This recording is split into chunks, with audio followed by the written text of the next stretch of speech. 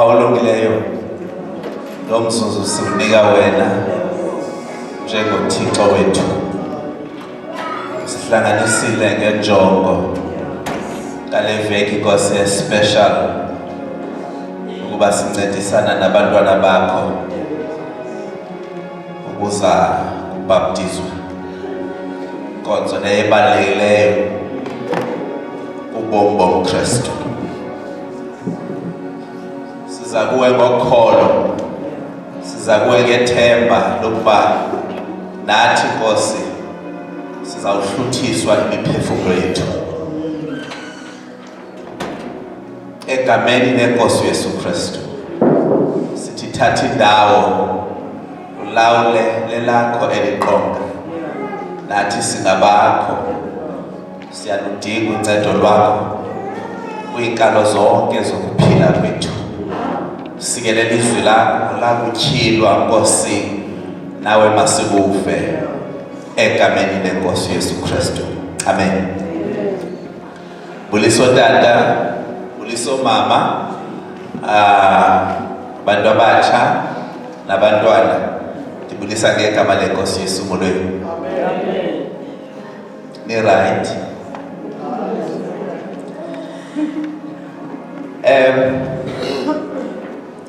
Sikule veki yoBhabhatizo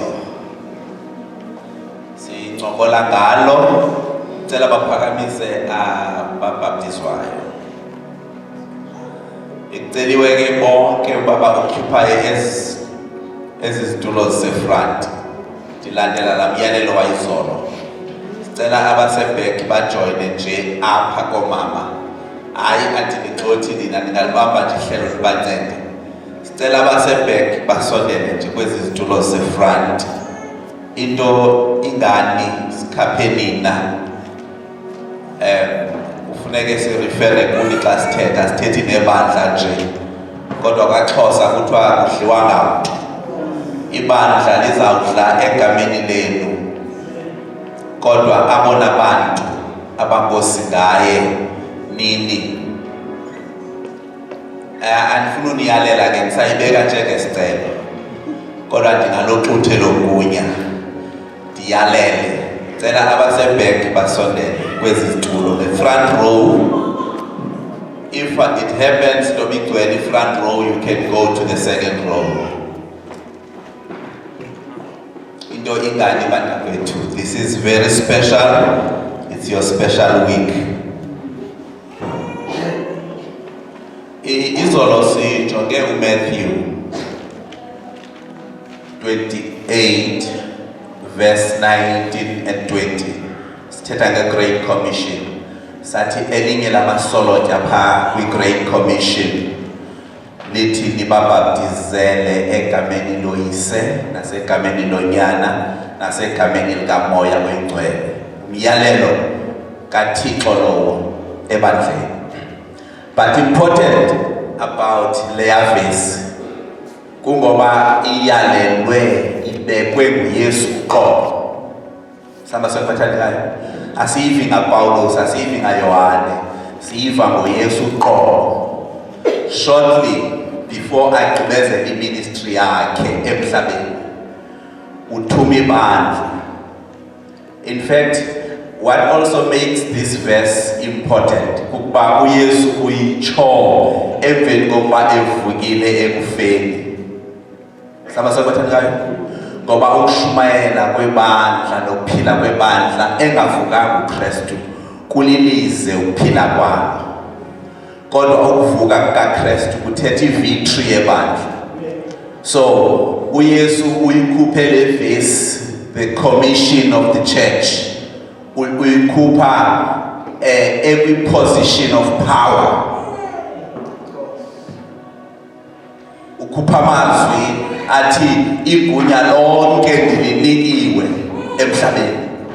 That was after efile wavuka wakoyisa ukufa. Ezitshixo zelabafileyo wasithathela kuye. So he's in the position of power, and unika ibandla umyalelo. Abafundi bakuthi hambani ngaloo mandla. So le verse is special But uthi nibabhaptizele egameni loYise neloNyana neloMoya oyiNgcwele. Uthetha ukuthini ukubhaptizwa? Bhaptizwa kukufakwa kwento entweni. Basebenzisa igama elithi immersion. Ukuthathwa uthwe nxu ifakwe into ngaphakathi igqunywe ifakwe kuyo. Sama sonke bathandikayo. Kungako thina beditheke amakhaya wafani niza ifana ngeNtlanti. Ndathi kungako thina sikholelwa emanzini amaninzi. So that xa sikufaka emanzini sikugqume, amanzi akugqume. Ungabuzi kwamanye amakhaya ayaphehlelela asebenza ikomiki. Ungawabethu ungawagxeki khaya zile yakho yenzayo wena. Bakutheni uyenza ngohlobo yenza ngalo. Thina sikufaka emanzini amaninzi. Senze sure ukuba ayakugquma. Futhi sikufaka egameni loYise neloNyana neloMoya oyiNgcwele. Abanye bakufaka egameni likaYesu qha. Kodwa thina sikufaka emagameni amangaphi? Amathathu, igama likaThixo uYise, uThixo uNyana noThixo uMoya oyiNgcwele. And sikufaka kube kanye. Jobanje abanye bekuthi nxu kathathu nje, ne? Bakuthi nxu baphinde bakuthi nxu, bakuvuse baphinde bakuthi nxu kathathu. Thina sithi ke sikufaka kube kanye. Isizathu uBhabhatizo lufaniswa nokufa. So asifuna ukuba ube ngumafa evuka. Ufe uphinde uvuke uphinde uthini? Funeka ufe kube kanye. Wawugqiba ukufa uvuke. Ithi iBhayibhile uba nafa navuka kunye noKristu. Ngoba uBhabhatizo lungumfuziselo wokufa kwethu kunye neNkosi. Sibuye sivuke kunye nayo iNkosi. Xa sesivuka kunye nayo iNkosi sivuka nemizimba emitsha. Being a new person, a new being in Christ. Imvelo endala idlule. Mboneni izinto zakhe zisuke zabantsha. Ikunika ithuba lenguquko. Kungako kusithwa luBhabhatizo lenguquko. uBhabhatizo lukaYohane. Ikunika opportunity yokuvuma izono zakho. Ikunika opportunity yokumconfessa uKristu. Ngoba ibandla libandla ngokumvuma uKristu. And uYesu odivume esidlangalaleni nami kumvuma phambi kaBaba. So baptism also gives you opportunity yokuma phambi kwabantu. Usithi ngoluBhabhatizo ndiboneni ukuba I am a child of God. ngoluBhabhatizo ndiboneni ukuba I confess that Jesus is Lord. Wenza public statement ngempilo yakho.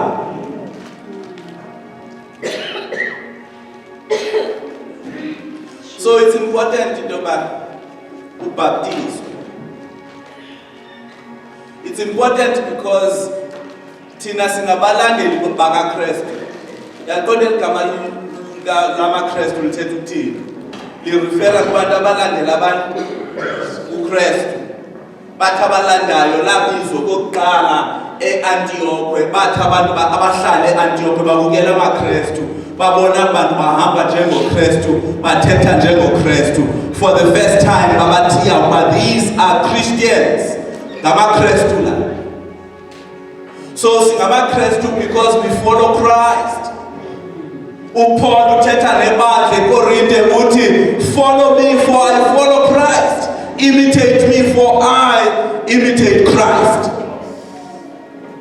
So ulapha ngoba asiyinxalenye yabantu abalinganisa uKristu. Sihambiso kwakhe. Silinganisa yena. That is why silwenza uBhabhatizo. Kungoba naye uYesu uqobo wabhabhitizwa. uYesu wathwani? Secondly, before alishiye ibandla uYesu walithuma ukuba lihambe liye kulolonke ihlabathi lishumayele indaba ezilungileyo kuyo yonke inyama. Abakholwayo libafundise ukugcina konke abawuyisela umthetho ngabo. Wadlula wathi nibabhabhitizele egameni likaYise noNyana noMoya Oyingcwele. So xa sibhabhtiza senza umyalelo kaKristu. It's a command. There's a difference between statement esinegotiatewayo nestatement esingumyalelo.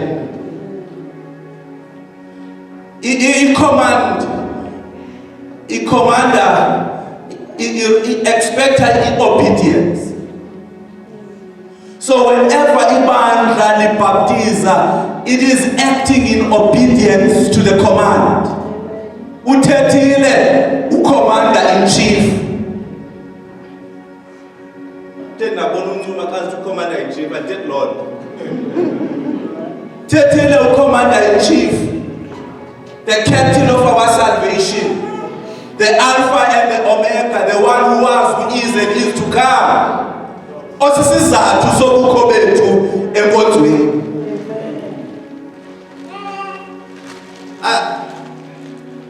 Ingasuyiqaphele lento ukuba ndiyamcinezela uKristu.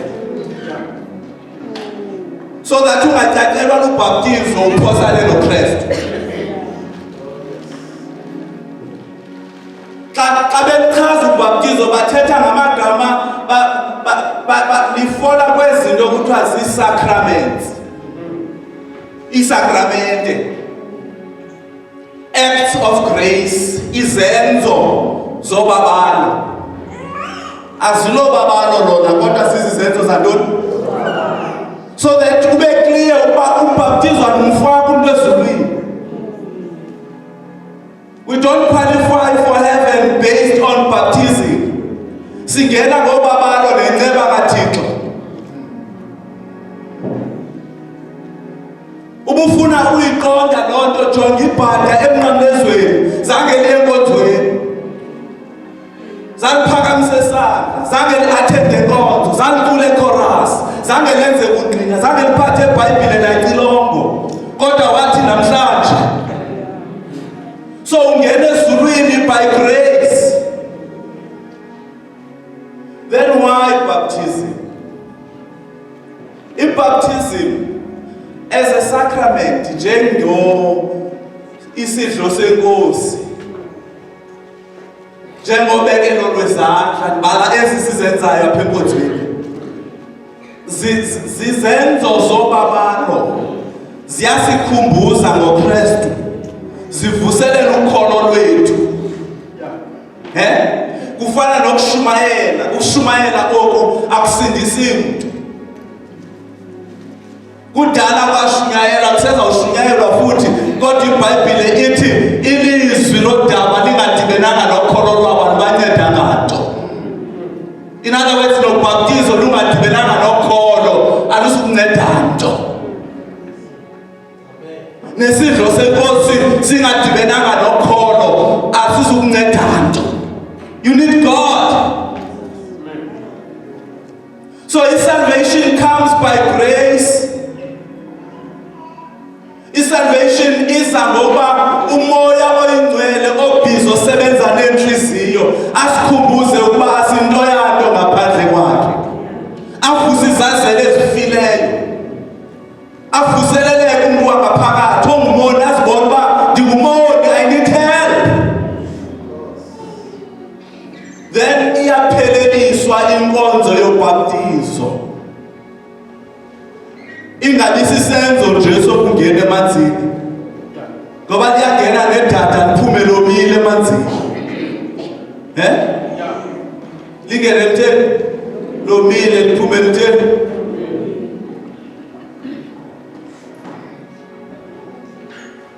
Kodwa lento ozowuyenza ukubhaptizwa is to commit yourself anew. Ukuzimisa ngokutsha phambi kukaThixo. Usithi Thixo ndikwamkele njengenkosi nomsindisi. Kodwa ndizibophelela ngokutsha uhambe ndizawuhamba. Uyayazi uba umuntu uyakwazi ukubhaptizwa kule venza yawe. Ngoba baptism is an act of grace. Ekufuneke wena ezantsi enhliziyweni umcele uThixo akumilisele kuye wendele eluthandweni lukaThixo.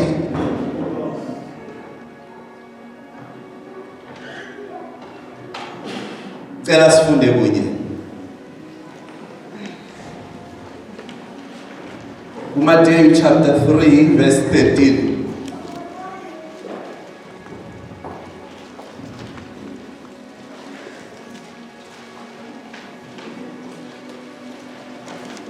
Matthew 3 verse 13. Sifunde. Verse 13.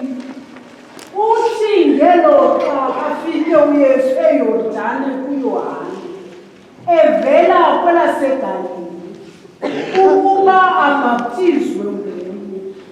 Ke kaloku uYohane wayemalela esithi, mna kufuneka ndibhaptizwe ngokwenje, uza kum nawe. Uphendule ke uYesu wathi kuye, vuma okwakaloku, kuba kusifanele thina ukwenje njalo, ukuzalisa bonke ubulungisa. Kawuphinde lo verse yokugqibela. Uphendule ke uYesu wathi kuye, vuma okwakaloku, kuba kusifanele thina ukwenje njalo. Vuma okwakaloku kuba kusifanele thina ukwenze njalo. Kuba ukuzalisa bonke ubulungisa. Ukuzalisa bonke ubulungisa. Eli lilizwi lenkosi bandla nicela lithi amen. Amen. Ingxoxo le iphakathi kukaYohane the Baptist kunye noYesu the Savior. There's a strong connection between the two. Omnye mkazi womnye.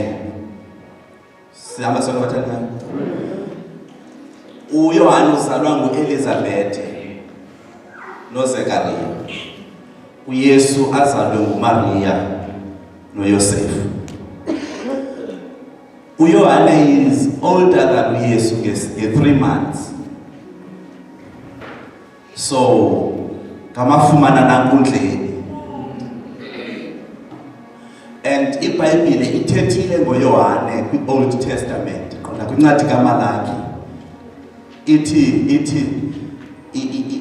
domthuma uEliya ngemihla yokugqibela azokhupha inhliziyo zoyisa zibuyisele kubantwana ezabantwana azibuyisele koyise.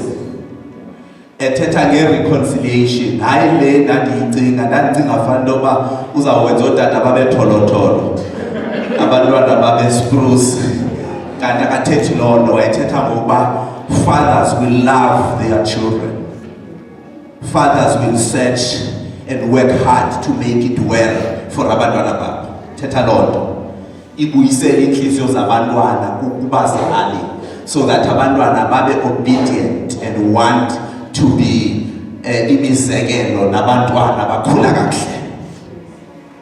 So iprofeta ngoYohane idlule iOld Testament imveza uYohane njengelizwi lowadandulukayo enhlamba. Isithi utyelelezeni umendo wenkosi. In other words, uYohane wayezovulela uYesu indlela. Kungako iziphathamandla when they sent a message kuYohane zibuza ukuba ungubani, sifuna ukwazi uthi uYohane I'm just a voice. Bathi xa bembuza hayi man ingaba nguye noEliya athi no, ingaba nguye na uYeremiya athi no, ngomnye wabaprofeti na athi no. Then who you are? Who are you? Ngoba kufuneka sise ingxelo abasithumileyo. Uthi uYohane I am just a voice. Just a voice. Do you know uba entsindisweni yakho ndiphumekaleni ngoku entsindisweni yakho enye yezinto kufuneka ube sure ngayo yeyona nto yiyo so that ungabi sizinto ezininzi. I'm just a voice. And uyithetha loo nto uYohane ngexesha iimvuselelo ziphezulu, i-attention of the nation ijonge kuye.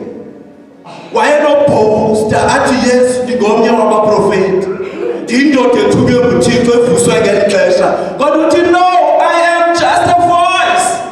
Just a voice. Just a voice. Do you know once you miss that, you become everything to everybody, wasting your energies. Uzama uziprova kanti you are just what you are. Kufuneka entsindisweni yakho ungene ebandleni uphande ukuba who am I? Ndintoni ebukumkanini bukaThixo? uJohn uthi I am just a voice. That's why uJesu xa ufunda incwadi kaJohn chapter 7 uthi of all born of a woman there is none like John. Kuba bonke abazelwe ngumfazi akakho ofana noYohane. Why? He understood ungubani. He was just a voice. Do you know xa uzazi ungubani awugilani nabantu nasenzindisweni? You keep your position because you know that you are just what you are. Keep your position. Now uyadlula uYesu uza kuYohane andithi ufikile kwi-full stature ekukhuleni kwakhe. Now lixesha lokuba abonakalaliswe kuSirayeli. That's very key. Uza kuYohane, uYohane amjonge athi uligqiba ibali. Kodwa uthi uYesu ndibhabhatize ngoba uYohane wayebhabhatiza abantu. Uthi uYohane no, nguwe ofanele abhabhatize mna. Ndivuma undibhabhatize. Athi uYesu vuma okwakaloku nje ukuze sikwazi ukuzalisa ubulungisa. So xa nibhabhitizwa nizalisa ntoni?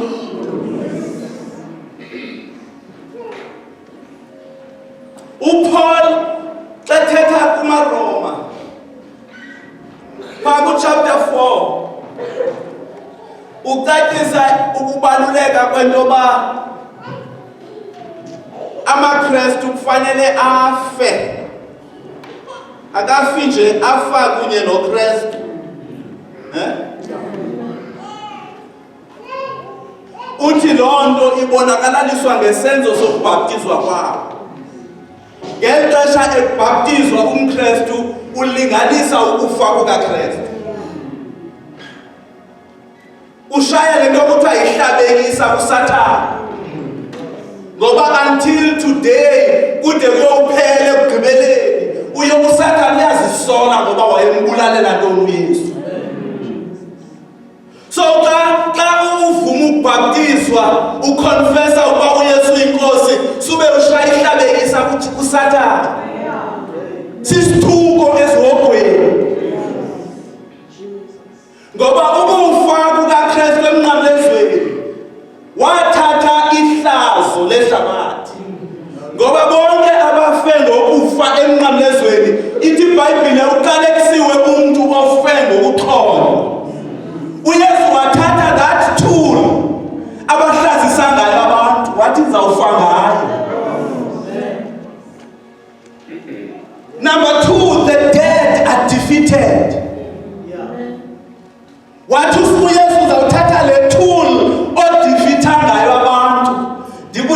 sithe ngayo. So wasebenzisa umnqamlezo lihlazo to make it a public display kumtyholi ubani oyiki kwedini. Wakhetha ukufa ngoba ukufa sesona siqalekiso sodide ezinye iziqalekiso. Likhona ithemba umuntu xa esaphila, kodwa awufa umuntu sihlamba izandla. uYesu wavuma ihlabathi lihlamba izandla ngoba ezazi into yoba ngifuna ukoyisa leya nto kuthiwa yoyisa ezinye izinto. So when you get baptized ulinganisa ukufa kukaYesu. Xa uphuma emanzini uyavuka kunye noKristu. Athu Paul so that siphile impilo entsha, a new life in Christ. Umuntu wethu omdala simbethelele emnqamlezweni kunye noKristu. In other words, imvelo endala uyishiye emnqamlezweni. Uhambe uyolala engcwabeni. So that xa esithi uYesu kuze kuzaliswe ubulungisa uthetha loo nto. Abazokwazi ukungena kukumkanini kukaThixo kufanele bafe baphinde bavuke kunye noKristu. Ngoba abafileyo bavuka kunye noKristu babuya bafuna izinto zaphezulu apho akhona uKristu, ingabi izizwe zasemhlabeni. Ngoba uThixo unenjongo yokuncedana nempilo yakho. But before ayiqalise leyo act of helping you, unida ukuba uconfesse, uvume ukuba uYesu yintoni? Inkosi. Tshaya isifuba uthi ga.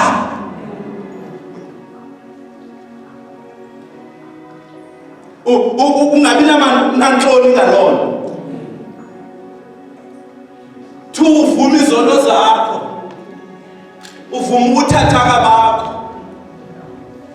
ngoba ufuna ukunceda abantu abophukelwe zinhliziyo, abantu abatyumkelwe zinhliziyo. Do you know uba uYesu uyamyeka umuntu ngexesha se-strong? Thetha nani bona nje? Thetha nani? Uyamyeka umuntu uThixo ngexesha se-strong azilwela amadabi akhe. Kodwa kwale mhla waqalisa lo muntu ukuthi I am defeated, I'm giving up. Usi-specialist sokunceda abantu abathi ndixakene nobomi, impilo yami iyaphalala. So that nalapha ekubhabhitizweni ungalingeni nje uba sisehlo nesenzo sale nkonzo. Usenze utyumkelwe inhliziyo. Inhliziyo ethi help me Lord.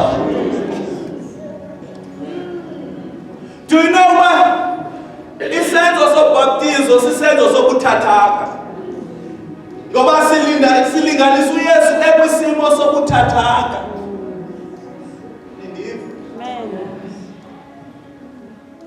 uYesu, he did not save the world as a lion. He was not in the position of strength. But wayonxiba impahla nengubo zelembu. Kungakho uYohane xa ethetha ngaye sithi nanso imvana kaThixo ethwalisa isisono sehlabathi. Do you know those statements thethwe nguYohane senza laphela ibandla lakhe?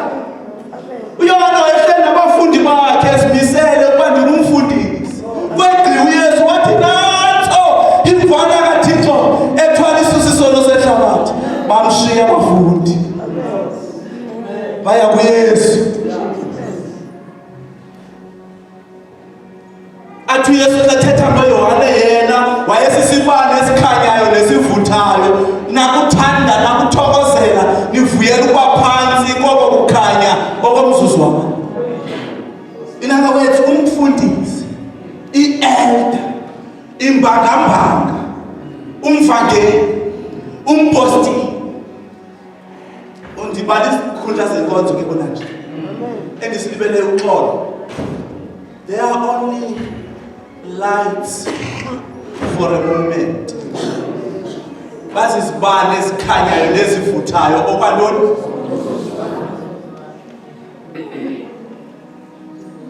That's why uYohane enconywa nguYesu. uYohane uthetha amazwi othe mandinciphe mna ande yena. In other words, uba besilayita amakhandlela apha, wawufika ugesi funeka acime amakhandlela. Nasebandleni, when we minister, awufika umnini bandla kufuneka sicime thina njengamakhandlela. Sikhona nje ukugcina isidima nesithozela ngexesha engeka-operate. Kodwa xa se-operate awacima amakhandlela. Naye lapha ekubhabhitizweni lenu nilumke ningajongi ubhabhtizo lwenguquko nenyanga, kodwa nidlule niyeKolona lona. Awakhe wafika uPaul wadibana namadoda ebhabhtiziwe, ehamba iminyaka ekhonza, wabuza ukuba kanene nakholwayo nje,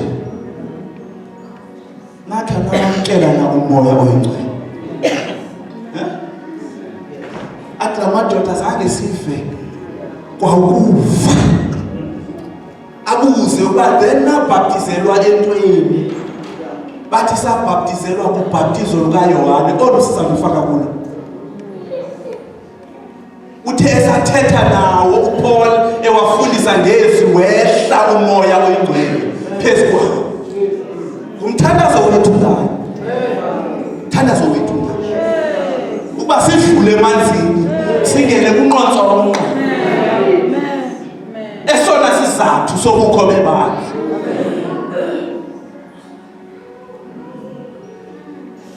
Ngoba umuntu ohlangene nomoya oyingcwele unelanga likhumbulayo.